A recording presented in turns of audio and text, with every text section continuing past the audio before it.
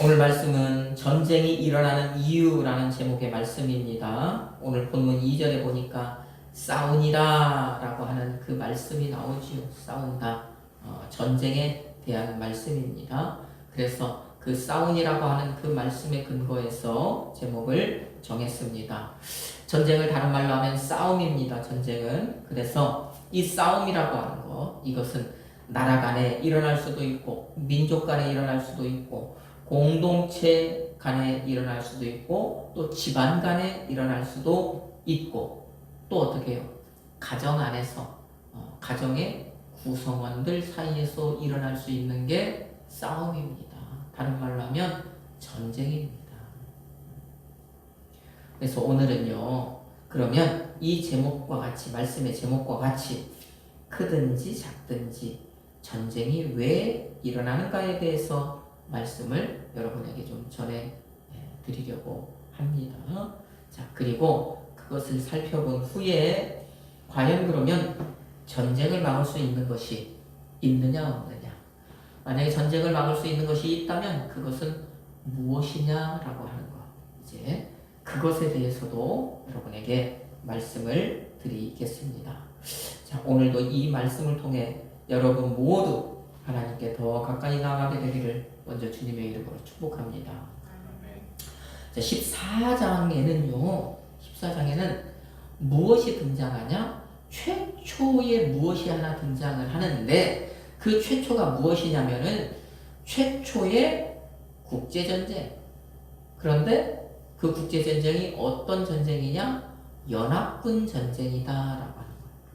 14장에는요 최초의 역사의 최초의 국제적인 연합군 사이의 전쟁이 일어나요. 연합전쟁이. 그것이 바로 오늘 이제 우리가 보고 있는, 봐야 할, 우리가 읽은 본문으로 잡은 그 내용의 말씀입니다. 자, 그러면 어떤 나라와 어떤 나라가 연합군을 이제 형성을 합니까? 자, 1절에 보니까 시날, 엘라살, 엘람, 고임, 이 나라들이 나오죠. 이 네 나라가 하나의 연합군을 형성을 해요. 자, 여기는 가나안 땅에서 봤을 때 저 북쪽, 여기 시날이라고 하는 말이 나오죠. 시날 우리 저 11장 말씀에 살펴봤는데 시날은 어디입니까? 후에 거기가 바벨론입니다. 그래서 그 위쪽 시날 평지, 시날 평야 그런 말들이 나왔었잖아요. 그래서 저 북쪽 4개 나라가 이제 딱 하나의 연합군을 형성을 해요. 그 다음에 또 하나 2절 말씀에 보니까 소돔, 고모라, 아드마, 스보임, 벨라, 다른 말로 하면 소알, 이 5 나라가 또 하나의 연합군을 형성을 합니다. 자, 이제 2개의 연합군이 형성이 되었습니다.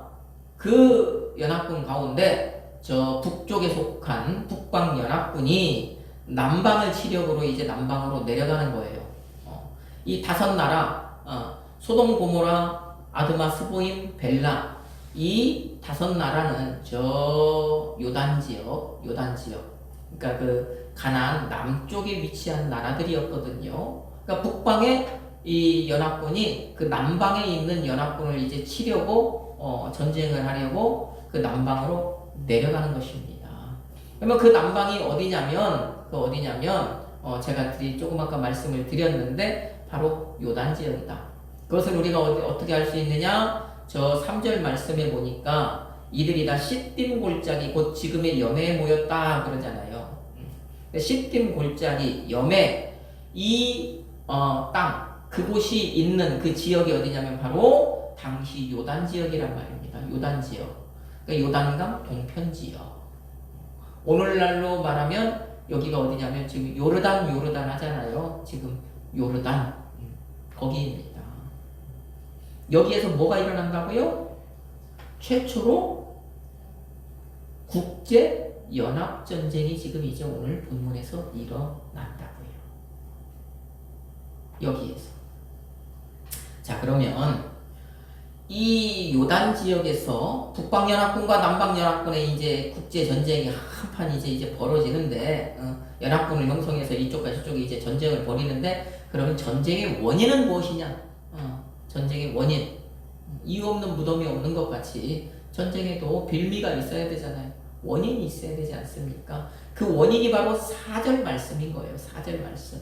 같이 한번 읽어볼까요? 그 전쟁의 원인이 뭐라고 얘기합니까? 이들이 12년 동안 그 놀라운 애를 섬기다가 제13년에 배반한지라. 아멘. 전쟁의 원 다른 것 아닙니다. 원인이 소돔 고모라 아드마 스보임 벨라 이 5나라가 이 남방 지금 오늘 보니까 5개 이 연합군을 형성한 이 5나라가 저 북방 엘람이라고 하는 그 나라의 그돌라 오멜이라고 하는 왕을 섬겼단 말이에요. 그러니까 속국이었어요. 그러니까 왕은 있었지만 실제적인 통치자 그 5나라의 통치자는 저 엘람 왕 그돌라 오멜이었단 말입니다. 그런데 12년간 통치를 받다가 13년째 될 때에 이 5나라가 어떻게 해요? 배반을 한 거예요. 배반을 한 거예요. 이제 난 너의 통치 받지 않겠다. 이제는 자주적으로 살아가겠다. 이제는 독립적으로 살아가겠다. 우리 엊그저께가 바로 3.1절이잖아요. 3.1절. 우리는 독립된 민족이다. 우리는 자주적인 민족이다. 그럼 너처럼 이 5나라가 이제는 당신 섬기지 않을 거야. 그러니까 이 그돌라오멜 입장에서는 그것이 배반이 되는 거죠. 배반이. 그게 바로 이제 직접적인 원인이 되는 거예요. 그러니까 이 엘람왕 그돌라오멜이 북쪽에 있는 다른 세 나라와 이제 연합을 해서 우리 남방 5개 나라 혼을 좀 내줍시다. 내 통치를 받지 않겠다고. 자기네들 스스로 살아가겠다고 이제는 나를 배반하고 저렇게 저희들이 살겠다고 하는데 가서 우리가 좀 홍군형을 내줘서 다시는 그런 생각을 하지 못하도록 하자. 그렇게 해서 이제 쳐 내려온 거예요 지금.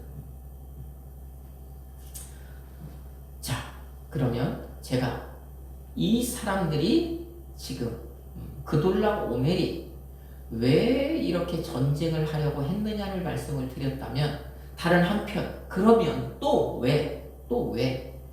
그러면 이 5나라는 왜 그러면 이제는 그돌라오멜을 섬기지 않겠다고 천명을 했을까? 거기에도 또 이유가 있을 것 아니냐고요. 이 사람의 입장이 있으면 저 사람의 입장이 있을 것 아니냐고요.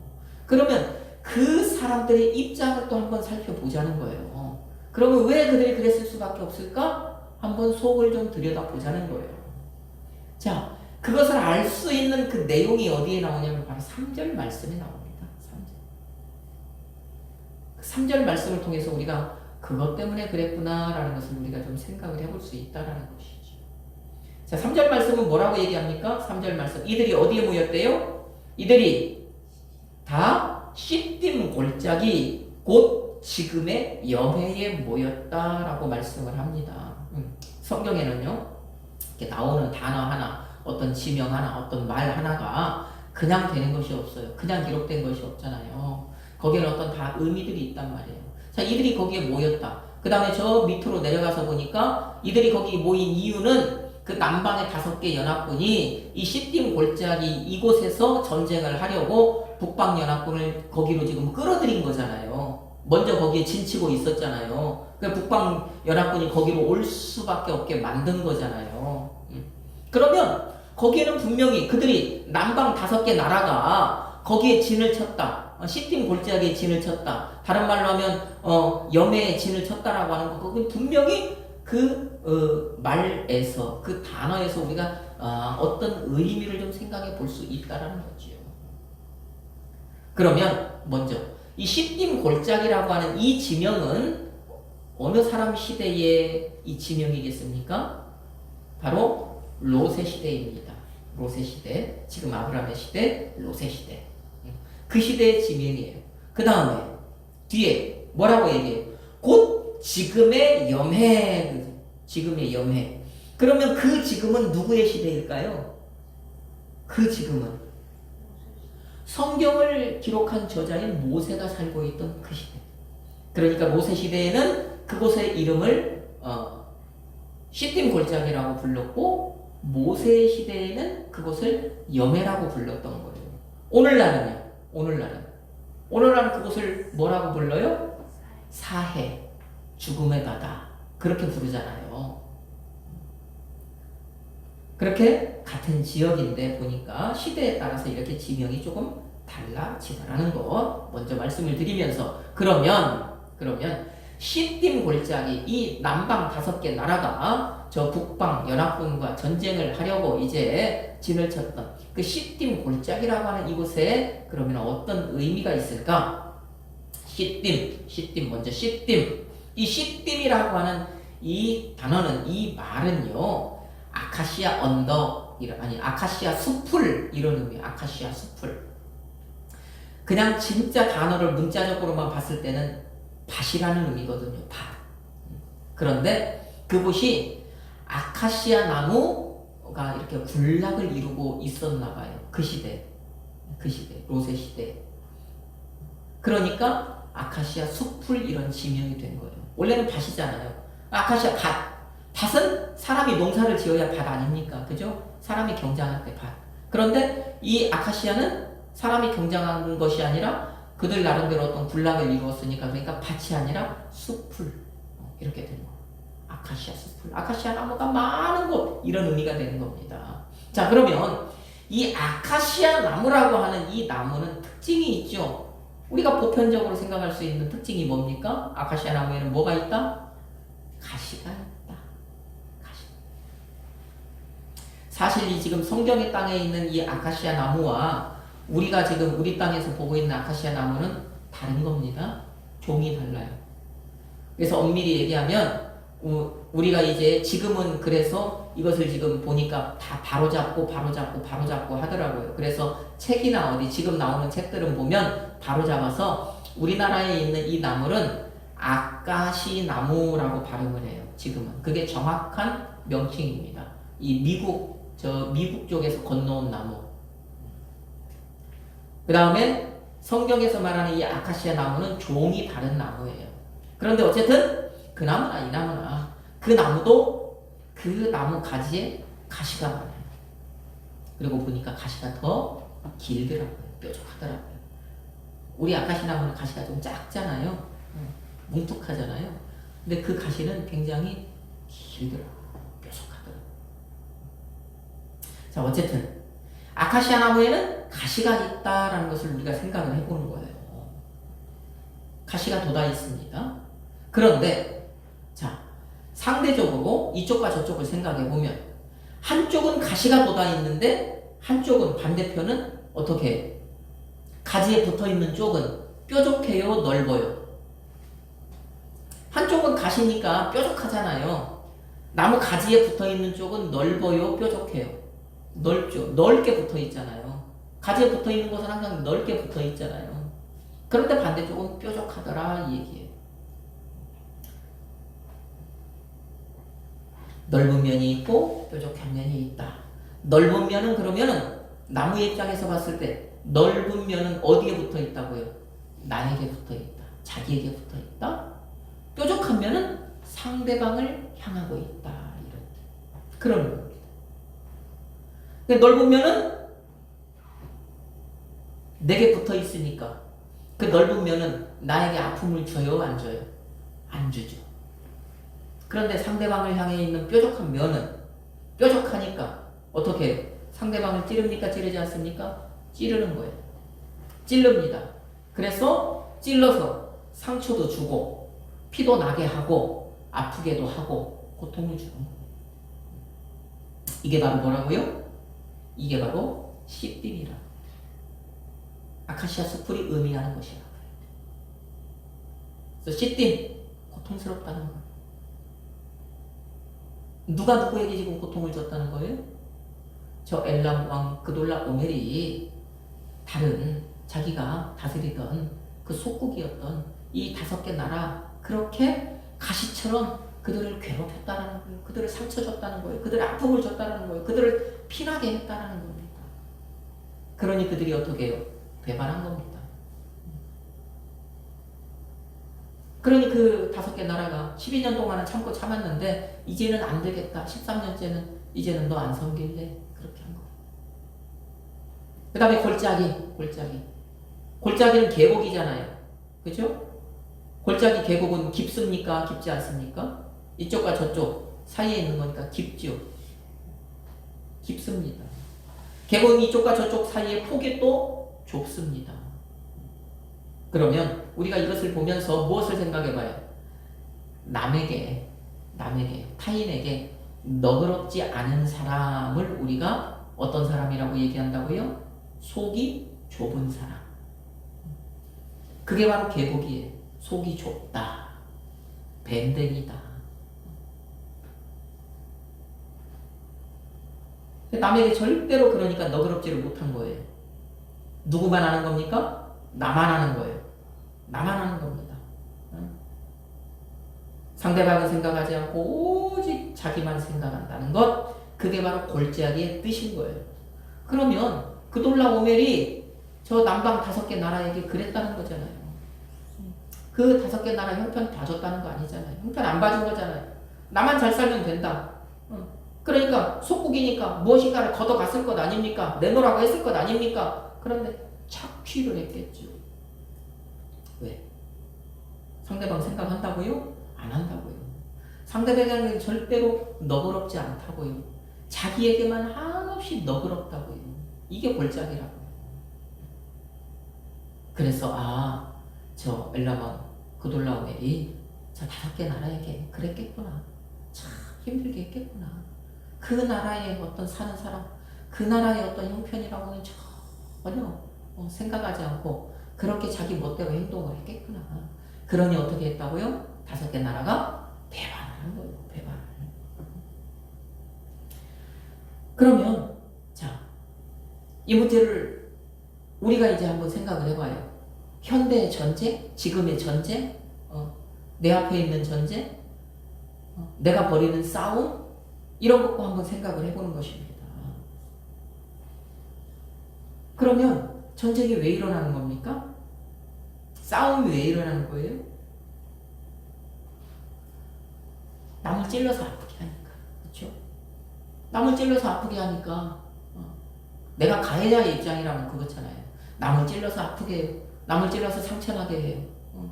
남을 찔러서 고통 줘요. 남을 생각하지 않아요. 남에게 너그럽지 않은 거예요. 상대방 생각하지 않고 오직 자기만 생각하는 겁니다. 그러니까 무엇이 난다고요? 싸움이 난다고요. 그게 뭐라고요? 씨띠과 골짜기를 합쳐서 씨띠 골짜기라고 해요. 찌르는 나는 찌르니까 찌르는 입장이니까 멀쩡하죠. 찌르는 나는 아파요, 안 아파요? 안 아파요. 그러니까 별것 아니네 그렇게 생각을 합니다. 때리는 사람은 안 아프니까 때리는 거잖아요. 맞아서 아파보면 어디가 부러져 보면 내가 때릴 때 상대방의 입장이 그렇겠구나. 역지사지 입장 바꿔놓고 생각을 해볼 수 있지만 그렇지가 않은 거예요. 경험해보지 않았으니까. 그러니까 나는 찔려보지 않았으니까, 나는 피나보지 않았으니까, 나는 아파보지 않았으니까 계속 찌르는 겁니다. 괜찮다고 생각하는 거예요. 그런데 반대로 그것을 받아들이는, 그것을 이제 당하는 입장에서는 말이 찌르는 것일 수도 있어요. 행동이 찌르는 것일 수도 있어요. 그런데 어쨌든 무엇을 가지고 찌르든지 그 찌르는 그것이요 자기에게 가시가 되어서 박히는 거잖아요. 그것 때문에 상처가 나는 거잖아요. 아픈 거잖아요. 그런데 조금은 참아요. 참을 수 있을 때까지는 참아보지요. 그러다 이제 그 참는 것이 이제 한계점에 도달하면 어떻게 한다고요? 들고 일어난다고요. 왁 하고 덤빈다고요. 속담에도 있잖아요. 지렁이도 밟으면 꿈틀거린다고요. 한계점이 딱 다다르는 순간 그렇게 이제 들고 일어나는 거예요. 우악 하고 덤비는 겁니다. 쥐가 고양이한테 덤빈대잖아요. 한계점에 다다르면. 그러니까 이 지금 나라들이 이 5개 나라들이 그돌라오메를 그래서 배반한 거예요. 상처 주니까, 아프게 하니까, 힘들게 하니까. 그러니까 12년 동안 참다가 이제는 더 이상 안 되겠다, 폭발을 해버린 거죠. 그러면 보세요. 전쟁은 나라 간의 싸움이나 어떤 가정의 싸움이나 개인 간의 싸움이나 원인은 같다라는 거예요. 원인은 같다. 사람이 많이 쌓여서 많이 모여서 싸우면 이제 나라 간의 싸움이고 어떤 그런 집단 간의 싸움이고 뭐 개인 간의 싸움이고 가정의 싸움이고 그런 앞에 이름이 붙는 것 뿐이지 원인은 같다. 그 원인이 뭐라고요? 원인이 뭐냐? 간단해요. 상대방 생각하지 않고 나만 생각하기 때문이다. 그게 전쟁의 원인이다. 그래서 나만 생각하니까 어떻게 행동이 나가는 거예요? 어떻게 말이 나가는 거예요? 일방적으로 찌르는 거예요. 말로 또는 행동으로. 일방적으로 밀어붙이는 거예요. 그러니까 그것을 당하는 입장에서는 상처가 나고 아픈 것이지요. 그래서 나라가 싸우는 것이고 부부가 싸워서 가정이 깨지는 것이고 어떤 집들은 보면은요 부모와 자녀가 싸워서 부모지간이랑 하늘이 맺어준 인연이라는 이 천륜을 끊고 살아간다 하는 그런 사람들까지도 있는 것 아닙니까? 뭐예요? 싸워서 전쟁에서. 그것이 바로 시띠 골짜기라는 것입니다. 시띠 골짜기. 시띠 골짜기 때문에 전쟁이 일어나는구나. 찌르니까 전쟁이 일어나는구나. 아프게 하니까 전쟁이 일어나는구나. 자기만 생각하니까 전쟁이 일어나는구나. 남에게 너그럽지 않으니까 전쟁이 일어나는구나. 그런 것입니다.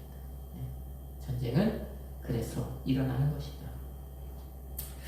그러면 처음에 말씀드렸던 것처럼 우리가 어떻게 하면 전쟁을 피할 수 있을까요?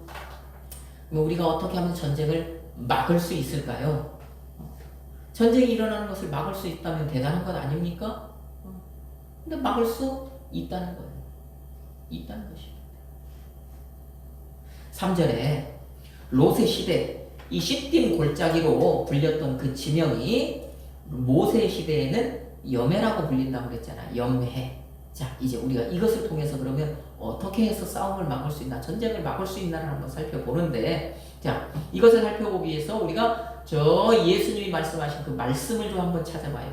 마태복음 5장 13절 말씀입니다. 마태복음 5장 13절 말씀.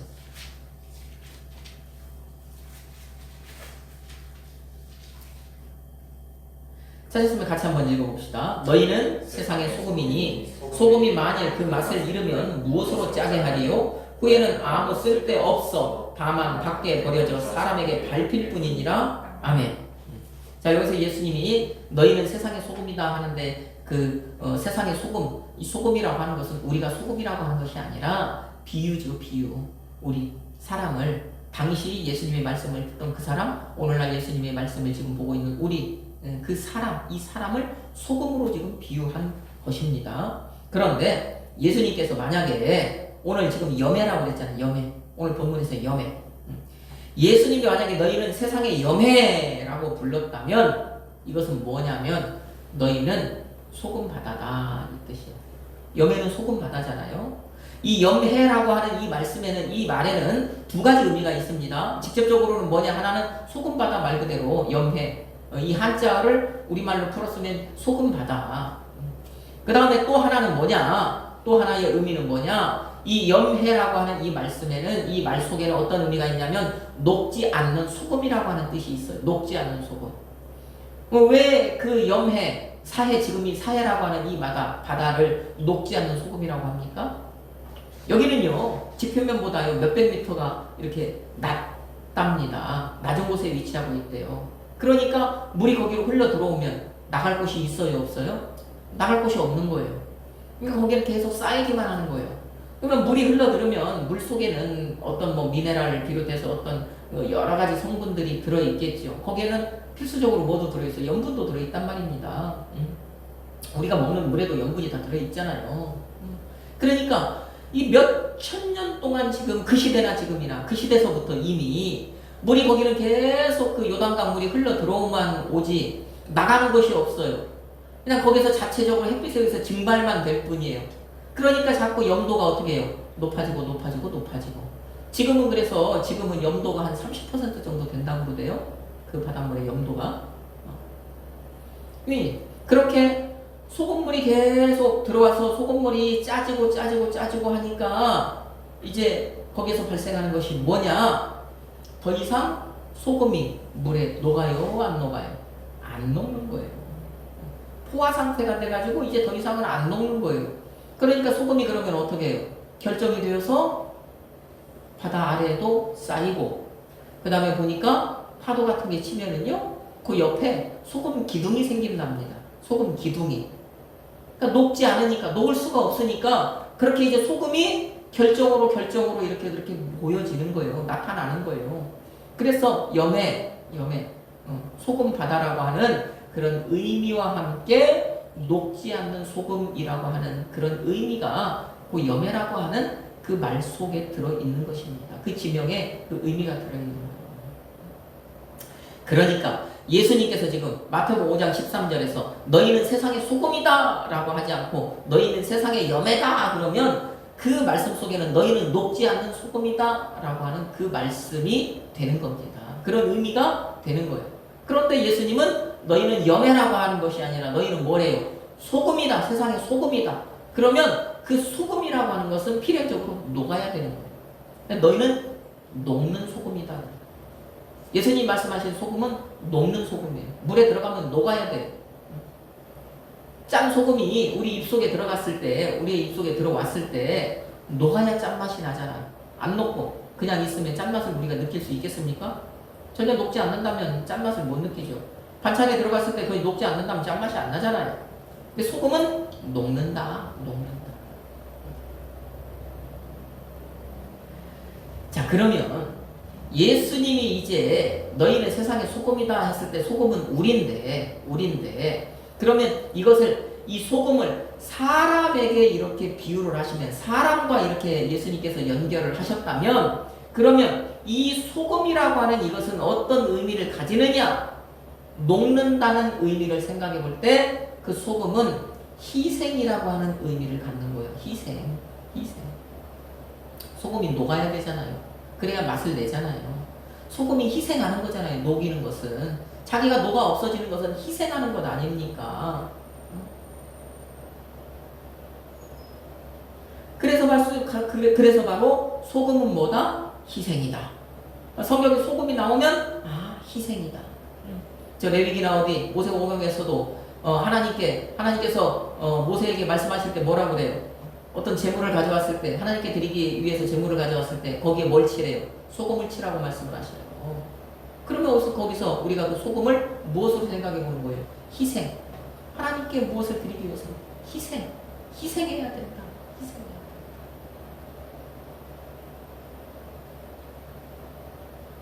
자, 그러면 녹지 않는다. 소금이 녹지 않는다. 염해다. 녹지 않는 소금이다라고 하는 것은 자기 희생이 있다, 없다? 없다. 지금 염해에 모였잖아요. 자기 희생이 없으니까 싸우는 거잖아요. 그돌라오멜이 자기 희생을 하지 않잖아요. 남에게만 희생을 강요했잖아요. 그러니까 뭐 한다고요? 전쟁한다고요. 우리가 왜 싸운다고요? 나라와 나라가 왜 싸운다고요? 이쪽과 저쪽이 왜 싸운다고요? 가정 안에서요. 부부간에 왜 싸우고 부모와 자녀가 왜 싸운다고요? 서로 희생하지 않으려고. 너만 희생하라고 하니까. 나는 희생하기 싫어. 그런데 너는 희생해야 돼. 그러니까 그게 쌓여서 싸움이 되는 것 아닙니까? 달려드는 것 아닙니까? 그러면 우리가 여기서 알게 되는 것이 뭐예요? 싸움을 막을 수 있는 비책이 뭡니까? 어떻게 하면 전쟁을 일어나는 것을 막을 수 있습니까? 내가 뭐 하면? 내가 희생하면. 다른 말로 하면 내가 섬기면, 내가 양보하면, 내가 조금 손해보면. 그래서 내 유익만 챙기는 것이 아니라 서로 조금씩 유익을 나누어 가지면 그러면 싸움하지 않는다. 내가 섬김을 무조건 받으려고만 하는 것이 아니라 내가 섬기는 자리에서 다른 사람을 누군가를 조금이라도 섬겨줄 수 있다면 전쟁은 난다고요? 전쟁은 안 난다고요. 싸움은 안 난다고요. 그러면 그게 싸움을 막는 거라고. 그것이 싸움을 막는 비결이라는 것입니다. 내가 도움 받으려고 하고 내가 섬김을 받으려고 하고 내가 희생을 저 사람에게 막 강요만 하니까 그러니까 그게 뭡니까? 그게 바로 시띵골짜기 밀치는 것 아니에요. 그게 찌르는 것 아니에요. 그게 상처 주는 것 아닙니까? 그게 아픔을 주는 것 아닙니까? 그러니까 싸움이 나는데 반대로 그러지 않으면 그 날카로운 것을 남에게 들이대지 않으면 싸움은 일어나지 않더라라는 것입니다. 전쟁은 일어나지 않더라는 거예요. 그러면 오늘 이제 우리가 이 말씀을 들은 우리 사랑하는 성도 여러분, 우리는 오늘 무엇을 알게 된 거예요? 두 가지를 알게 된 거잖아요. 우리는 전쟁이 일어나는 이유에 대해서 지금 알게 되었습니까? 어땠습니까? 우리는 전쟁이 일어나는 이유를 알게 되었죠. 찌르니까, 속이 좁아서, 남을 생각하지 않으니까. 그래서 전쟁이 일어난다. 또 그 다음에 두 번째, 우리는 그 전쟁을 막을 수 있는 것도 우리는 알게 되었단 말입니다. 내가 뭐하면 희생하면, 내가 섬기면 전쟁이 일어나지 않는다. 그러면 우리 이것을 알게 되었으니 이제 우리가 오늘을 뒤로하고 이제 세상에 나아가서 살아갈 때 우리가 가정에서나 직장에서나 우리가 사회에서나 어디에서나 내가 그곳에서 살아갈 때 우리가 어떻게 하면 되는 것입니까? 우리 모두 이 자리에 있는 우리 모두 저 시딤 골짜기처럼 시딤처럼 가시가 되어서요 상대방에게 상처를 주고 아픔을 줘서 전쟁을 일으키는 그런 장본인이 되기보다는 희생함으로 녹는 소금으로 소금이 되어서 전쟁을 막는 그런 그리스도인이 되어야 되겠죠. 저와 여러분 모두 그런 그리스도인의 삶을 살기를 주님의 이름으로 축복합니다. 우리 모두 남에게 너그럽지 않아서요 상대방에게는 막 희생만 강요하고 상대방 생각하지 않고 오직 나만 생각하는 그런 싸움을 일으키는 사람이 되는 것이 아니라 내가 먼저 조금 양보하고 내가 먼저 조금 희생하고 내가 섬기는 자리에 있어서 싸움을 막는 그런 귀한 그리스도인의 삶을 살아가기를 주님의 이름으로 축복합니다. 그렇게 보세요. 그렇게 나로 인해서 나라가, 나로 인해서 일터가, 나로 인해서 가정이 샬롬을 누리게 되는 그런 삶을 우리가 살아냄으로 인해서 그곳에서 나로 말미암아 아버지 하나님의 이름이 높여지고 그분의 얼굴이 드러나는 우리가 그런 삶을 살아내기를 예수님의 이름으로 축복합니다. 아멘.